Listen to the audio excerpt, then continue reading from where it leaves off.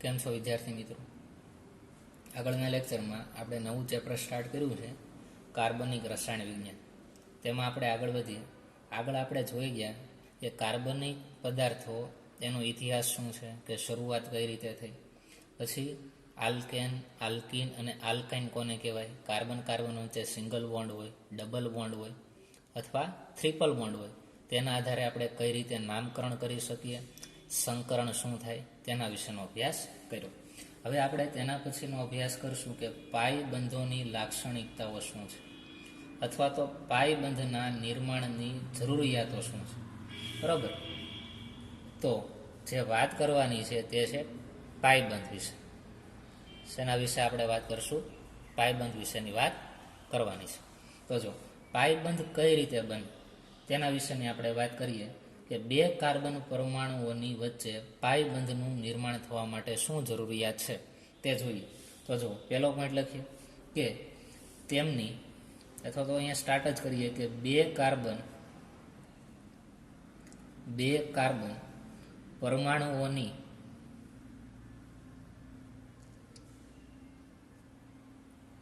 વચ્ચે પાઈબંધનું નિર્માણ થવા માટે પાઈબંધનું નિર્માણ થવા માટે શું જરૂરિયાત છે? તો કે બે કાર્બન પરમાણુ વચ્ચે પાઈબંધનું નિર્માણ થવા માટે તેમની પરસ્પર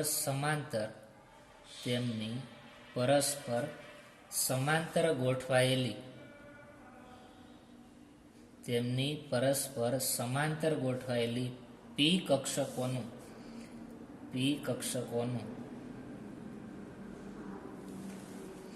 બાજુએથી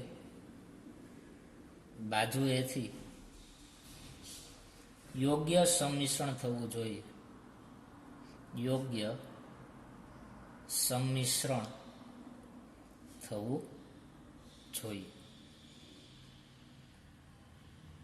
બરાબર, તેની બાજુએથી કક્ષકોનું યોગ્ય સંમિશ્રણ થાય તો પાઈ બોન્ડ બને. એક્ઝામ્પલ તરીકે આપણે લઈએ કે કાર્બન કાર્બન વચ્ચે તમારે એક પાઈ બોન્ડ બનાવવો છે અને એક સિગ્મા બોન્ડ તો હોય કાર્બન કાર્બન વચ્ચે. બરાબર, એવું એક એક્ઝામ્પલ લઈએ, CH2 ડબલ બોન્ડ CH2. તો જો આ કાર્બનની જ્યારે વાત કરીએ છીએ તો આ કાર્બન સાથે બે તો હાઇડ્રોજન જોડાયેલા છે આ રીતે. તેની વચ્ચે ડબલ બોન્ડ છે, પાછો કાર્બન, અને તેની સાથે શું જોડાયેલા છે? બે હાઇડ્રોજન. તો આ કાર્બનને આપણે ધ્યાનમાં લઈએ. જો પહેલા તેમાં સિગ્મા બોન્ડ કેટલા છે? તો કે આ પહેલો સિગ્મા બોન્ડ, આ બીજો સિગ્મા બોન્ડ અને આ ત્રીજો સિગ્મા બોન્ડ. તો આ કાર્બનનું સંકરણ કેવું થાય? તો કે sp2 પ્રકારનું સંકરણ થાય. એવી જ રીતે આ કાર્બનનું કેવું સંકરણ થાય? તો કે આ પહેલો સિગ્મા બોન્ડ, સિંગલ બોન્ડ હોય, સિગ્મા બોન્ડ હોય, આ બીજો સિગ્મા બોન્ડ અને આ ત્રીજો સિગ્મા બોન્ડ, એટલે ત્રણ કક્ષકોના સંમિશ્રણથી એક S કક્ષક છે, બે P કક્ષક છે. આ રીતે સંકરણ થાય. જ્યારે આ જે બોન્ડ તમે દર્શાવો છો એ પાઈબંધ છે. તો એ પાઈબંધ કઈ રીતે બને? તો કે તમે અહીંયા જોશો, જો sp2 છે એનો અર્થ એવો કે એક P કક્ષક હજી સંકરણમાં ભાગ લેતી નથી, અને જે કક્ષક સંકરણમાં ભાગ લેતી નથી તેમની વચ્ચે ઓવરલેપિંગ કઈ રીતે થાય જોઈએ. જો આ કાર્બન છે, ટોટલ કેટલી કક્ષકો સંકરણમાં ભાગ લેશે? એક S અને બે P, એટલે કે ટોટલ ત્રણ કક્ષકો સંકરણમાં ભાગ લેશે. તો હું ત્રણ કક્ષકો અહીંયા દર્શાવું છું. આ પહેલી કક્ષક, બરાબર, પછી આ બીજી કક્ષક અને આ ત્રીજી કક્ષક. હવે આ કાર્બન સાથે હાઇડ્રોજન જોડાય છે. તો હાઇડ્રોજન પાસે કઈ કક્ષક હોય? તો S. તો S કક્ષક કેવા આકારની હોય? તો કે ગોળાકારની. તો આ કાર્બનની આ જે P કક્ષક છે અને હાઇડ્રોજનની S કક્ષક, એની વચ્ચે ઓવરલેપિંગ થાય અને અહીંયા હાઇડ્રોજન જોડાય ને કયો બોન્ડ બને? સિગ્મા બોન્ડ બને. આ બની ગયો આ સિગ્મા બોન્ડ, આ પહેલો સિગ્મા બોન્ડ. કાર્બન સાથે આ બીજું હાઇડ્રોજન જોડાય તો હાઇડ્રોજન પાસે 1s માં એક ઇલેક્ટ્રોન હોય ને, એટલે S કક્ષકનો એક ઇલેક્ટ્રોન આની વચ્ચે ઓવરલેપિંગ થાય અને અહીં હાઇડ્રોજન જોડાણ, એટલે આ બીજો સિગ્મા બોન્ડ બન્યો. આ પહેલો સિગ્મા બોન્ડ, આ બીજો સિગ્મા બોન્ડ. એવી જ રીતે અહીંયા રહેલો કાર્બનને આપણે દર્શાવીએ. તો આ કાર્બન એક સિગ્મા બોન્ડ તો બનાવે છે, એટલે કે એક કક્ષક આ રીતે ઓવરલેપિંગ કરશે. જો આ કાર્બનની કક્ષક અને આ કાર્બનની કક્ષક એની વચ્ચે ઓવરલેપિંગ થઈને સિગ્મા બોન્ડ બની. હવે એક અહીંયા સિગ્મા બોન્ડ બને છે હાઇડ્રોજન સાથે, તો એક અહીંયા કક્ષક દર્શાવી દઈએ અને અહીંયા હાઇડ્રોજનની એસ કક્ષક વચ્ચે ઓવરલેપિંગ થઈને આ બની. એવી જ રીતે આ બીજો સિગ્મા બોન્ડ બને એટલે અહીં બીજી કક્ષક દર્શાવી દઈએ અને અહીંયા પણ શું થતું હશે તો કે ઓવરલેપિંગ થાય આ રીતે હાઇડ્રોજન વચ્ચે સિગ્મા બોન્ડ બને. તો જુઓ તો આ પહેલો સિગ્મા બોન્ડ, આ બીજો સિગ્મા બોન્ડ, આ ત્રીજો, આ ચોથો અને આ પાંચમો. તો 5 સિગ્મા બોન્ડ થઈ ગયા. 1 2 3 4 અને 5. હવે પાઈ બંધ કઈ રીતે બને ને તેનો આપણે અભ્યાસ કરવાનો છે. તો શું કીધું તો કે 2 કાર્બન પરમાણુઓ વચ્ચે પાઈ બંધનું નિર્માણ થવા માટે તેમની પરસ્પર સમાંતર ગોઠવાયેલી પી કક્ષકો કેવી ગોઠવાયેલી હશે? સમાંતર હોય. અહીંયા જુઓ તો 2 કક્ષકો તો સંકળમાં ભાગ લઈ લીધો, પણ પી કક્ષકોના 3 પ્રકાર છે ને. તો એક પી કક્ષક એવી હશે જે સંકળમાં ભાગ લેતી નથી. તો આ કાર્બનની જે કક્ષક સંકળમાં ભાગ લેતી નથી એનું અહીંયા દર્શાવું જો આ રીતે ઉપરની સાઈડ હતી અને આ નીચેની બાજુ. સેમ આ કાર્બનની પણ પી કક્ષકમાં 2 કક્ષકો સંકળમાં ભાગ લે છે, હજી એક કક્ષક સંકળમાં ભાગ લેતી નથી. તો અહીંયા આપણે દર્શાવી દઈએ પી કક્ષક. તો જુઓ તો તેમની પરસ્પર સમાંતર ગોઠવણી. તો આ પી કક્ષક જે ઊભી લાઈનમાં છે અને સમાંતર જ આ પી કક્ષક ઊભી લાઈનમાં છે. તો આ બંને કેવી થઈ ગઈ? સમાંતર ગોઠવાયેલી હોય. આ બંને કક્ષકો બાજુએથી યોગ્ય સંમિશ્રણ કરે. તો આ કક્ષક આ બાજુ વળશે અને આ કક્ષક આ બાજુ વળે અને બંને વચ્ચે સંમિશ્રણ થાય એટલે કાં તો ઉપરની બાજુ વળે અથવા તો પોસિબિલિટી છે નીચેની બાજુ પણ વળી શકે. બરોબર, આ ઉપરથી આ રીતે વળે અથવા તો નીચેથી, અને જે બંધનું નિર્માણ થાય ને પાઈ બંધ કહેવાય. જો પાઈ બંધ છે એ સંકર્ણમાં ભાગ લેતા નથી, એટલે કે એવી કક્ષકો જ ઓવરલેપિંગ કરશે કે જે કક્ષકોનું સંકર્ણ થતું નથી. અહીંયા એસ કક્ષક સંકર્ણમાં ભાગ લે છે અને પીની 2 કક્ષકો સંકર્ણમાં ભાગ લે છે. કઈ કક્ષક? તો કે પીની જે ત્રીજી કક્ષક હશે એ સંકર્ણમાં ભાગ લેતી નહીં હોય. એ આપણે અહીંયા દર્શાવીને એની વચ્ચે શું થયું? ઓવરલેપિંગ છો અને પાઈ બોન્ડ બન્યું. બરાબર, તો આ રીતે આમાં પાઈ બંધની રચના જોવા મળે છે. તો આના ઉપરથી આપણે શું કહી શકીએ? જો આના ઉપરથી આપણે શું પોઈન્ટ લખી શકીએ? તો કે બધા જ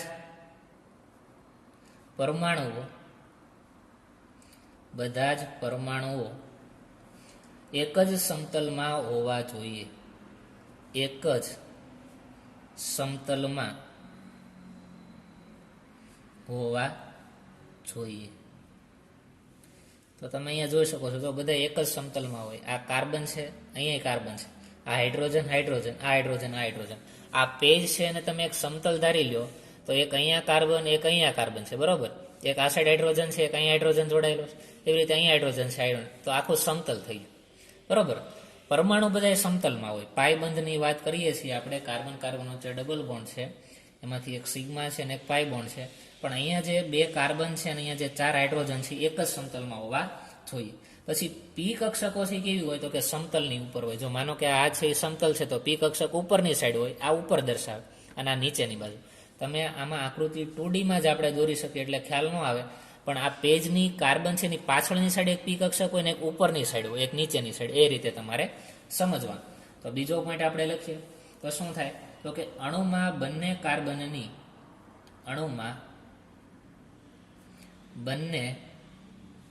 કાર્બનની પી કક્ષકો એકબીજાને સમાંતર જોઈએ. એકબીજાને સમાંતર જોઈએ. તો આપણે એ રીતે જ ગોઠવા છે. જો અહીંયા જે પરમાણુ હતા એને સમતલમાં ગોઠવા, આ જે પી કક્ષક છે એકબીજાને કેવી છે? સમાંતર છે. દેખાય ને આ 2 કક્ષકો કેવી છે? ઉપર નીચે સમાંતર હોવી જોઈએ. બીજું આપણે શું આમાં જોઈએ? જુઓ, બંને પી કક્ષકો અણુના સમતલને લંબ હોવી જોઈએ. અણુના સમતલને કેવી હશે તો કે લંબ હોવી જોઈએ. તો અહીંયા તમે જુઓ છો લંબ જ છે, આ સમતલ છે. જો બરાબર, આ ઉપરની સાઈડ છે એટલે લંબ જ થઈ ને. માનો કે આ અહીંયા હાઇડ્રોજન છે, અહીંયા કાર્બન છે. બરાબર, આ પેન અહીંયા તમે લ્યો છો, અહીંયા કાર્બન છે, એની સાથે હાઇડ્રોજન જોડાયેલો છે. તો આ જે પી કક્ષક છે એ લંબ એટલે કે આની ઉપરની સાઈડ જ હશે. એક ઉપરની સાઈડ હશે અને કેવી હશે? નીચેની સાઈડ. આ રીતે સમજો. છો અહીંયા કાર્બન છે, અહીંયા હાઇડ્રોજન છે, અને આપણે આ રીતે દર્શાવો તો જુઓ તો બંને લંબ થઈ કે નહીં? એક રીતે આ પી કક્ષક છે. આ શું છે? આ રીતે આપણે દર્શાવીએ. જો આ પી કક્ષક, આ રીતે, આ ડમ્બેલ્સ, બરોબર. આ ઊભી રીતે તમે દર્શાવો તો ખ્યાલ આવે કે બંને કેવી હોય? એકબીજાને લંબ હોય છે. એટલી બાબતોને આપણે ધ્યાનમાં રાખશું કે પાયબંધની બનાવવા માટેની આ જરૂરિયાતો છે. બીજું આમાં આપણે શું કહી શકાય? જો આમાં પરિભ્રમણ થાય કે ન થાય તેનો અભ્યાસ કરીએ. કે કાર્બન કાર્બન વચ્ચે ડબલ બોન્ડ છે. એક કાર્બનને તમે ફેરવો છે, ફરે ખરો તો અહીંથી પાઈ બોન્ડ તૂટી જાય, બરાબર. જેમ આપણે બે દોરી હોય અને તમે ફેરવો કન્ટિન્યુ તો શું થવાની? અથવા તો આ બે બોન્ડ છે, જો આ સિગ્મા બોન્ડ ધારો અને આ કેવો છે? પાઈ બોન્ડ. આને તમે ફેરવો તો આ બે વળી જાય ને, તો તૂટવાના છે. માટે આપણે જ્યારે કાર્બન ઉપર પરિભ્રમણ કરીએ છીએ તો તેમાં રહેલો એક જે બોન્ડ છે, બરાબર, એ તૂટવા પ્રયત્ન કરશે અથવા તો તૂટશે તે. તો જોઈએ જો એમાં શું થશે. કાર્બન કાર્બન સિંગલ બોન્ડ બંધની, કાર્બન કાર્બન બંધની ઉપર પરિભ્રમણની અસર, પરિભ્રમણની શું અસર થાય એ જોઈએ. તો જો CH2 ડબલ બોન્ડ CH2, આપણે ઇથિનની વાત કરીએ છીએ ના, એક CH2 નું ભ્રમણ કરવાથી, CH2 નું ભ્રમણ કરવાથી તમે અહીંયા CH2 છે, એક કાર્બનને તમે ફેરવવાનો પ્રયત્ન કરો, બરાબર. તો શું થાય? CH2 નું ભ્રમણ કરવાથી પી કક્ષકોના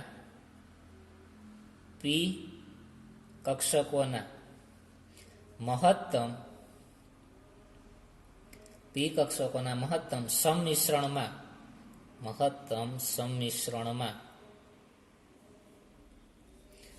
અસર થાય છે. પી કક્ષકોના સંમિશ્રણમાં શું થાય? અસર થાય છે. જેના કારણે પાઈ બંધ તૂટે છે. જેના કારણે શું થાય? પાઈ બંધ તૂટે છે, બરોબર. તમે રોટેશન આપો તો વાંધો નથી, પણ રોટેશન આપો તો કાર્બન કાર્બન વચ્ચેનો પાઈ બોન્ડ કેવો થઈ જાય? તૂટી જાય. આ કારણથી કાર્બન કાર્બન દ્વિબંધ, કાર્બન કાર્બન જે દ્વિબંધ છે, બરોબર, માં કાર્બન કાર્બન ઉપર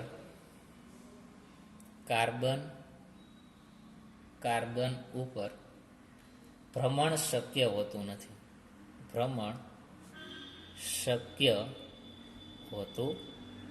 તેમાં ભ્રમણ આપણે આપી શકતા નથી. તેના પછીનો નવો પોઈન્ટ જોઈએ. જો પાયબંધથી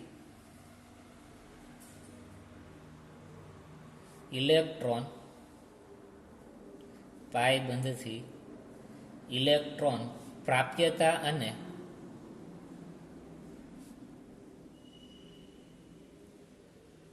પ્રક્રિયા માટે સક્રિય કેન્દ્રો.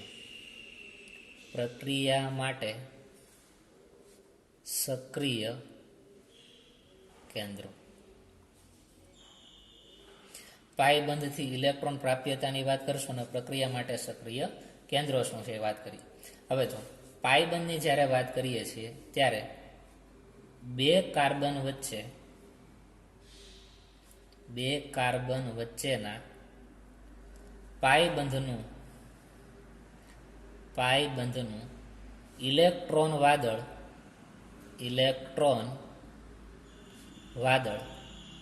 આને તમે શું કહી શકો છો? આ ઇલેક્ટ્રોન વાદળ કહેવાય. આ પાયબંધનું અહીંયા શું બને? ઇલેક્ટ્રોન વાદળ બને.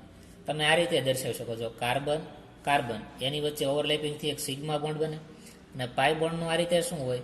તો કે પી કક્ષક આ બાજુ નમે, આ સાઈડની આ બાજુ નમે, તો આ રીતે કંઈક ઇલેક્ટ્રોનનું વાદળ જોવા મળે. ઉપરની બાજુ જોવા મળે અથવા તો નીચેની બાજુ પણ હોય શકે. જો ઉપર ઓવરલેપિંગ થાય તો ઉપરની સાઈડ, નીચે હોય તો નીચેની સાઈડ.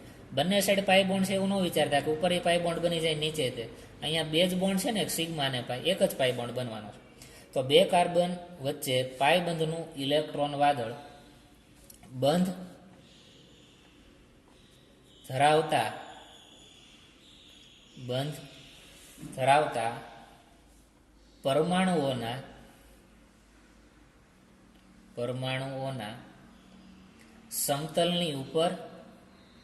સમતલની કાં તો ક્યાં હશે?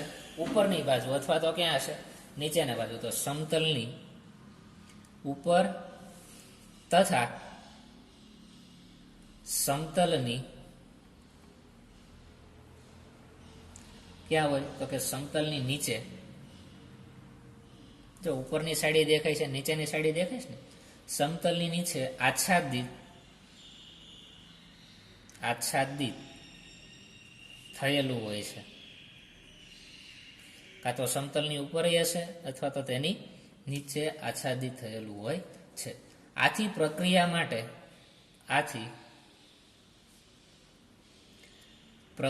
માટે હુમલો કરનાર પ્રક્રિયકને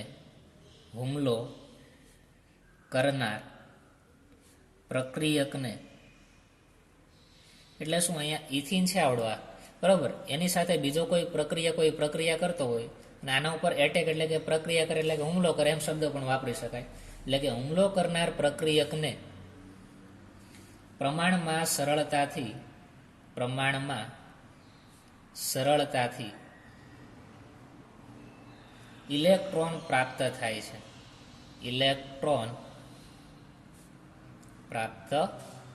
છે. ઇઝીલી ઇલેક્ટ્રોન પ્રાપ્ત થઈ શકે. બરોબર, માનો કે આ ઇથિન છે, જો આ રીતે તો તમે સ્ટ્રક્ચર બનાવવાના નથી, આ તો સમજ માટે છે. તમે આ જ બનાવવાના છો, CH2 ડબલ બોન્ડ CH2, આ ઇથિન છે પહેલો પ્રક્રિયા. એની સાથે કોઈ એક કેન્દ્ર અનુરાગી પ્રક્રિયા XYZ પ્રક્રિયા કરે છે, તો આની ઉપર જ્યારે એટેક કરે તો તમને અહીંયા ખ્યાલ છે કે ઉપર ઇલેક્ટ્રોનનું વાદળ છે, ઉપર અથવા નીચે. તો આની ઉપર જેવો એટેક કરશે એટલે કે પહેલા પાઈ બોન્ડ જ ધ્યાનમાં આવશે ને, અને ત્યાંથી જે શું લઈ લે, ઇલેક્ટ્રોન લઈ લે. બરોબર, એટલે કે પ્રમાણમાં સરળતાથી તે ઇલેક્ટ્રોન પ્રાપ્ત થાય છે. બરોબર, પરિણામે શું થાય, જો પરિણામે પાઈ બંધ ઉપર ઇલેક્ટ્રોન અનુરાગી પ્રક્રિયાઓ સરળ થાય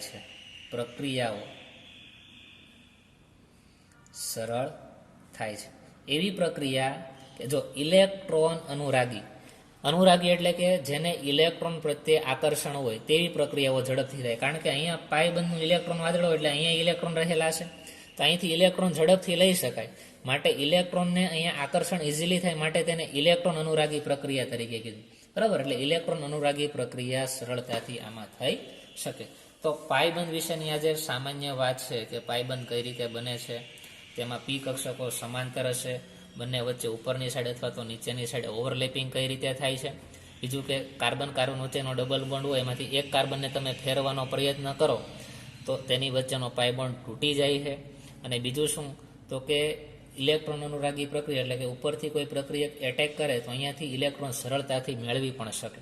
બરાબર, એટલે કે કોઈ પણ બે બોન્ડ હોય હંમેશા યાદ રાખવાનું કે કોઈ પણ પ્રક્રિયા થાય ને એટલે પહેલા પાઈ બંધ જ તૂટે. આ પહેલો માનો કે સિગ્મા છે અને આ કયો છે પાઈ.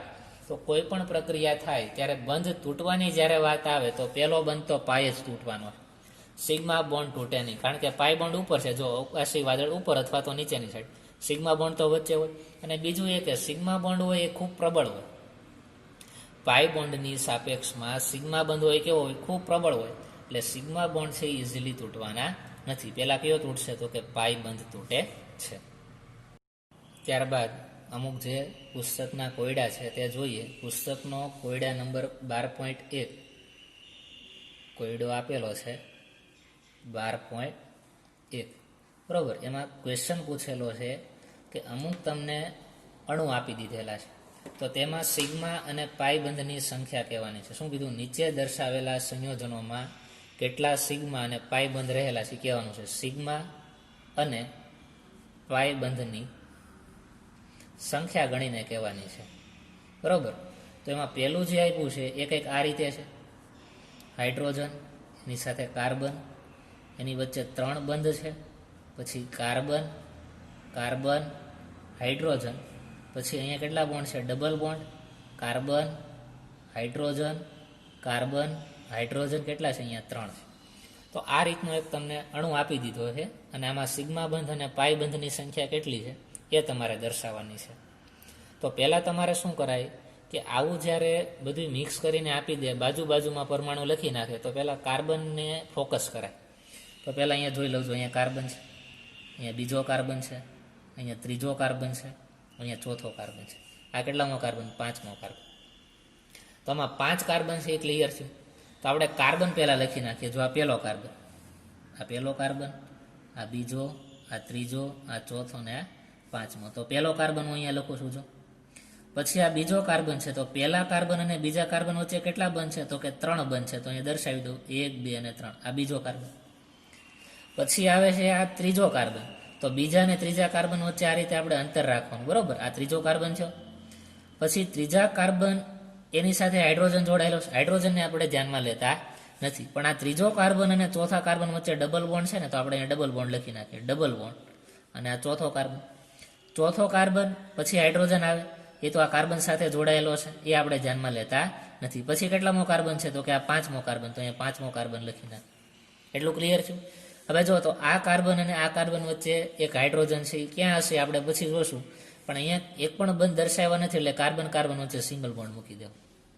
અહીંયા પણ કાર્બન કાર્બન વચ્ચે કાંઈ દર્શાવ્યું નથી, એટલે આપણે પહેલાં અહીંયા શું મૂકી દઈશું? પહેલાં સિંગલ બોન્ડ મૂકી દેવાનું. અને જ્યાં ટ્રિપલ બોન્ડ મૂક્યા છે, ડબલ બોન્ડ મૂક્યા છે, ત્યાં ડબલ બોન્ડ મૂકી દઈશું. એટલું ક્લિયર થઈ ગયું. અને તમારે ખાસ ધ્યાન રાખવાનું કે કાર્બનની કેટલી સંયોજકતા હોય? 4 સંયોજકતા હોય, એ ભૂલાવવું જોઈએ નહીં. હવે પહેલા કાર્બનની વાત કરીએ, તો પહેલા કાર્બન ઉપર એક શું રહેલો છે? હાઇડ્રોજન. તો મૂકી દઈએ. જો આ કાર્બન એક બંધ, આ બીજો અને ત્રીજો, હજી ચોથો બંધ બાકી, તો આ ચોથો બંધ બનાવી દઈએ અને એની સાથે કોને જોડી દઈએ? હાઇડ્રોજન. તો જો આ કાર્બનનું કામ પૂરું થઈ ગયું. હવે કાર્બન 4 બંધ બનાવે, 4 બંધ બની ગયા, 1, 2, 3 અને 4.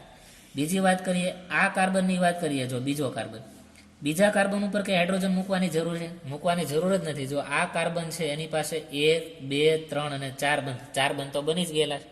તો આ બીજા કાર્બન ઉપર ક્યાંય હાઇડ્રોજન નથી, એટલે અહીં ક્યાંય હાઇડ્રોજન છે. હવે વાત કરીએ ત્રીજો કાર્બન. તો જો તો ત્રીજા કાર્બનની વાત કરીએ, તો 1, 2 અને 3 બંધ તો બની ગયા. તો અહીંયા તમને હાઇડ્રોજન દેખાય છે ને. તો આ ચોથો હાઇડ્રોજન હશે, એ કાર્બન સાથે સિગ્મા બંધથી જોડાયેલો છે. એટલું ક્લિયર થઈ ગયું. જો હાઇડ્રોજન આવી ગયો, આ કાર્બન આવી ગયો, આ કાર્બન, કાર્બન અને હાઇડ્રોજન, ડબલ બોન્ડ. તો અહીંયા ડબલ બોન્ડ મૂકી દીધા. હવે પાછો આવ્યો કાર્બન, તો અહીંયા મૂક્યો કાર્બન, અને પાછો અહીંયા કાર્બન આવ્યો. તો આ કાર્બન પાસે કેટલા બોન્ડ છે? 1, 2 અને 3. હજી એક બોન્ડ બાકી છે, તો એક બોન્ડ મૂકી દો. અને આ કાર્બન સાથે હાઇડ્રોજનને જોડી દો, તો હાઇડ્રોજન જોડાઈ ગયું. આ કાર્બન પાસે કેટલા બંધ છે? તો કે 1 છે. હજી 3 બંધ બાકી છે, તો 3 બંધ હું લખી નાખું. આ પહેલો બંધ, આ બીજો બંધ અને આ ત્રીજો બંધ. અને તેની સાથે કેટલા હાઇડ્રોજન જોડાયેલા છે? જુઓ તો 3 હાઇડ્રોજન છે. તો આ પહેલો હાઇડ્રોજન, આ બીજો હાઇડ્રોજન અને આ ત્રીજો હાઇડ્રોજન. તમે જોશો કોઈ પણ કાર્બન એ 4 બંધ બનાવશે. જો આ કાર્બનમાં કેટલા બંધ થયા? 1, 2, 3, 4. આ કાર્બન પાસે કેટલા બંધ થયા? 1, 2, 3, 4. આ કાર્બને કેટલા બોન્ડ બનાવ્યા? 1, 2, 3 અને 4. આ કાર્બનને કેટલા બોન્ડ બનાવ્યા? 1, 2, 3, 4. આ કાર્બનને તો કે 1, 2, 3 અને 4. હવે સિગ્મા અને પાઈ બોન્ડ ગણી લો, બરાબર. કાર્બન કાર્બન વચ્ચે એક સિગ્મા બંધ હોય, ફિક્સ જ હોય. બે કાર્બન વચ્ચે કોઈ દિવસ એક કરતાં વધારે સિગ્મા બોન્ડ ન હોય, એ પણ યાદ રાખો. બીજા બધા બંધ હોય કેવા હોય? પાઈ બોન્ડ હોય. તો પેલા સિગ્મા બોન્ડ ગણીએ. જો આ કાર્બન અને હાઇડ્રોજન, એની વચ્ચે આ સિગ્મા બોન્ડ હશે. આ 2 કાર્બન છે, એની વચ્ચે 3 બંધ છે. તો 3 બંધમાંથી એક જ સિગ્મા હોય, બીજા 2 કેવા હોય? પાઈ હોય. કાર્બન કાર્બન વચ્ચે સિંગલ બોન્ડ એટલે આ સિગ્મા બોન્ડ. આ કાર્બન અને હાઇડ્રોજન વચ્ચે સિંગલ બોન્ડ એટલે આ પણ કેવો થયો? Sigma bond. કાર્બન કાર્બન વચ્ચે ડબલ બોન્ડ છે, તો એક સિગ્મા હોય, એક કેવો હોય? પાઈ. અહીંયા 2 કેવા હશે? પાઈ હશે. આ પણ પાઈ છે, અને નીચેનો પણ કયો હશે? પાઈનો. અહીંયા જોઈએ કાર્બન અને સિંગલ બોન્ડ હાઇડ્રોજન, તો આ સિગ્મા બોન્ડ કહેવાય. કાર્બન કાર્બન વચ્ચે સિંગલ બોન્ડ એટલે આ સિગ્મા. આ સિંગલ, સિંગલ અને સિંગલ, તો આ સિગ્મા, સિગ્મા અને આ સિગ્મા, બરોબર. તો જુઓ તો પાઈ બંધની સંખ્યા પહેલા લખી નાખીએ. પાઈ બંધ, પાઈ બંધ હંમેશા ક્યાં હોય? તો કે 2 કાર્બન વચ્ચે પાઈ બંધ હોય. એક બંધ સિવાયના બીજા તમને જેટલા બંધ દેખાય એ બધા કેવા હોય? પાઈ બંધ હોય. તો તમે આને ફોકસ કરો. છો અહીંયા તમે લખો કે કાર્બન, એની વચ્ચે 3 બોન્ડ છે કાર્બન, બરોબર. તો એમાંથી એક તો સિગ્મા હશે, તો કે આ પહેલો અને બીજો. 2 કયા હશે? તો કે પાઈ બોન્ડ હશે. તો આપણે લખી નાખીએ 2 પાઈ બંધ આની વચ્ચે હોય. પછી અહીંયા જો કાર્બન કાર્બન વચ્ચે ડબલ બોન્ડ દેખાય, તો એમાંથી એક તો સિગ્મા હોય, એક કેવો હોય? પાઈ. તો અહીંયા તમે શું લખશો? તો કે 1 પાઈ બંધ હશે. હવે ક્યાંય ડબલ બોન્ડ દેખાતા જ નથી, બધે કેવા છે? સિંગલ બોન્ડ જ છે. તો કુલ અહીંયા આપણે લખીએ કે કુલ 3 પાઈ બંધ છે. કેટલા છે? 3 પાઈ બંધ છે. હવે સિગ્મા બોન્ડ ગણી લઈએ. જો સિગ્મા બોન્ડની સંખ્યા કેટલી છે? તો કે આ 1, 2 3 4 5 6 7 8 9 અને 10. તો સિગ્મા બંધની સંખ્યા આપણે લખીએ કેટલી થાય? 10 છે, બરાબર. જ્યારે પાય બંધ કેટલા છે? તો કે 3 પાય બોન્ડ છે. તો આન્સર ક્લિયર થાય. સિગ્મા બોન્ડની સંખ્યા 10, પાય બોન્ડની સંખ્યા 3. બરાબર. આ રીતે તમને એનો આન્સર આપી શકો. ત્યાર પછી બીજું એક્ઝામ્પલ જોઈએ છે. બીજું એક્ઝામ્પલ કંઈક આ રીતે આપ્યું છે. BCH2 double bond carbon double bond CH3. બરાબર. આમાં તો તમને પાય બંધ સીધો દેખાય ને, એક સિગ્મા હોય એક પાય હોય, એક સિગ્મા હોય એક પાય હોય, 2 પાય બોન્ડ આમાં હશે, સીધું જ આમાં દેખાય. પેલા કાર્બન લખી નાખીએ. પહેલો કાર્બન, આ બીજો કાર્બન છે, આ પહેલો અને આ બીજો કાર્બન. તો પહેલો અને બીજો કાર્બન છે એની વચ્ચે કેટલા બોન્ડ છે? તો કે ડબલ બોન્ડ છે, બરાબર. આ છે ત્રીજો કાર્બન, તો બીજો અને ત્રીજો કાર્બન છે એની વચ્ચે કેટલા બોન્ડ છે? ડબલ બોન્ડ લખાયું. પછી આ ચોથો કાર્બન, તો અહીંયા કાંઈ ડબલ બોન્ડ નથી, તમને ડબલ બોન્ડ દેખાતો નથી એટલે સિંગલ બોન્ડ મૂકી દો, બરાબર. હવે આપણે હાઇડ્રોજન મૂકીએ. જો આ પહેલા કાર્બન પાસે કેટલા હાઇડ્રોજન છે? 2 હાઇડ્રોજન છે. 2 હાઇડ્રોજન આવવાના છે, જો, કેમ કે આ કાર્બનની 4 સંયોજકતા પૂરી નથી થઈ. આ પહેલી સંયોજકતા, આ બીજી, તો આ ત્રીજી અને ચોથી મૂકવી પડશે ને. તો અહીંયા એક હાઇડ્રોજન મૂકી દઉં, અહીંયા હાઇડ્રોજન મૂકી દઉં. જો અહીંયા 2 હાઇડ્રોજન વપરાઈ ગયા. હવે અહીંયા હવે એવો કાર્બન, આની પાસે કંઈ હાઇડ્રોજન છે પણ નહીં, એને જરૂર પણ નથી, કારણ કે કાર્બનની 4 સંયોજકતા અહીંયા પૂરી થઈ ગયેલી છે. હવે આવી જાઓ ત્રીજા કાર્બન ઉપર, તો કે ત્રીજા કાર્બન છે એની પાસે 3 બોન્ડ છે, 1 2 અને 3. હજી એક બોન્ડ ઘટે છે, તો આ ચોથો થઈ ગયો. અને કાર્બન પાસે કોણ હશે? હાઇડ્રોજન, તો હાઇડ્રોજન અહીંયા મૂકી દઈએ. અને આ કાર્બન પાસે પાછા કેટલા હાઇડ્રોજન છે? 3, તો અહીંયા મૂકી દઈએ. જો પહેલો હાઇડ્રોજન, આ બીજો હાઇડ્રોજન અને ત્રીજો. જો તો 4 બોન્ડ થઈ ગયા, 1 2 3 અને આ 4, બરાબર. હવે સિગ્મા અને પાય બોન્ડની સંખ્યા ગણી લો. પાય બંધની સંખ્યા કેટલી છે? તો કે અહીંયા ડબલ બોન્ડ હોય ત્યાં જ ફોકસ કરવાનું, ડબલ અથવા ટ્રિપલ. અહીંયા એક પાય બોન્ડ હશે, એક અહીંયા પાય બોન્ડ હશે. ટોટલ પાય બોન્ડની સંખ્યા કેટલી થઈ ગઈ? 2. સિગ્મા બોન્ડની સંખ્યા ગણીએ તો કે 1 2 3 4 5 6 7 8 અને 9. તો અહીંયા સિગ્મા બોન્ડ કેટલા જોવા મળશે તમને? 9 સિગ્મા બોન્ડ જોવા મળશે. તો આ રીતે પાય બોન્ડ અને સિગ્મા બોન્ડની સંખ્યા તમને પૂછે તો ખાસ તમને ખબર પડવી જોઈએ, બરાબર. તો આ રીતે તમને સિગ્મા બોન્ડ અને પાય બોન્ડ વિશે ખ્યાલ આવશે. હવે જો બીજું તમને સંકરણ વિશેનો ખબર હોવું જોઈએ.